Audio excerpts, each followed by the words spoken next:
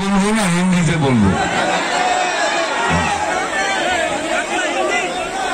थोड़ा थोड़ा हिंदी में, ठीक है चलो कोई बात।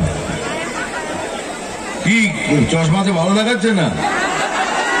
কেন আমার চশমা পেছনে কেন পড়ে থাকে না? বলছি চশমা করলাম, চলো আচ্ছা না খুলে দিই চলো।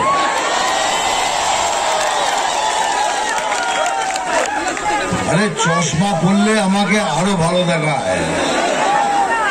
আমার তো 70% সব মহিলা ফ্যান। আমার তারা বলে দাঁড়া তুমি চশমা পড়ো, কি সুন্দর লাগে তোমায়।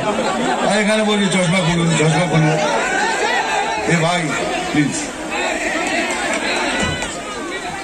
হ্যাঁ দেখো ভাই, আমি আগে से पहले से बोल देता हूँ, প্রথমেই বলে দিচ্ছি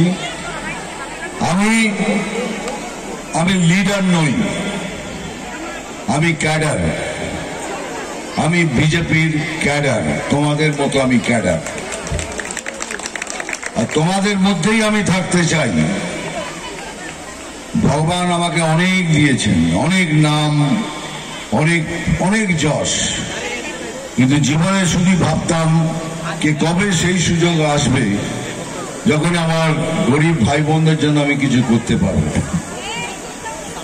ত্রিপুরায় অনেক বছর আগে একবার এসেছি, আর এবার এসে দেখি সে ত্রিপুরা তো চেঞ্জ হয়ে গেছে।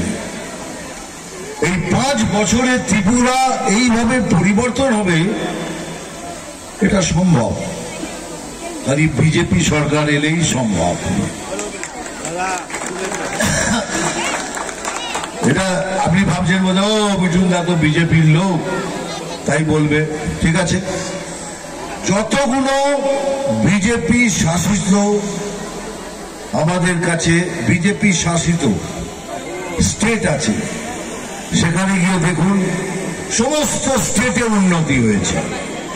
তার একটাই কারণ, আমাদের পেছনে যার হাত রয়েছে তার নাম হলো নরেন্দ্রজি মোদীজি স্যার।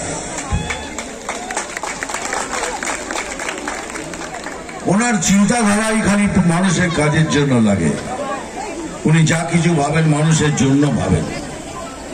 আমিও বিজেপি জয়েন করেছি একটাই কারণে, যে আমি মোদী স্যারের অনেক বড় ফ্যান। অনেকে বলে আর উনি করে দেখান।